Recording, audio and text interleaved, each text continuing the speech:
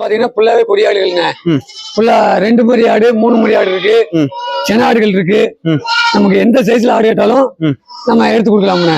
அது மாதிரி ஆடுல கலர்னு பாத்தீங்கன்னா புளியம்போரு, புள்ளப்போரு, கரும்போரு எல்லா விதமான கொடியாடுகளும் நம்மகிட்ட ஆடுகள் இருக்குண்ணே. அது மாதிரி 4 பல் குறால், இதெல்லாம் பாத்தீங்கன்னா 4 பல் குறால் இருக்கு, 2 பல் குறால் இருக்கு, நல்ல மூலி குறால் இருக்கு, மெயினான குறால் இருக்கு. எல்லாமே பாத்தீங்கன்னா எல்லாமே 2 மாசம் 3 மாசம் நிறைய 4 மாசம் சென்னையில கிடக்கு, 4 மாசத்துல ஒரு 10 கிடக்கு.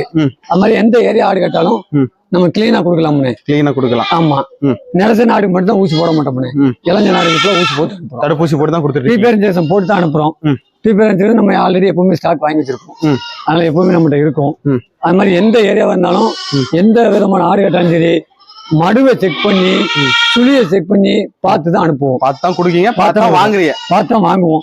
அதே மாதிரி ஒரு சில ஆளுகளுக்கு சுழி எங்க இருக்குன்னு தெரிய மாட்டேங்குது. சுழிங்கிறது இந்த இடத்துல இருக்கும், அது மெயினா பார்த்து இந்த இடத்துல வந்து சுழி இருக்கும், வால் சுழி. அதனால அந்த சுழியெல்லாம் பார்த்து தான் நம்ம அனுப்புறோம். நம்மகிட்ட உள்ள பொருள்ல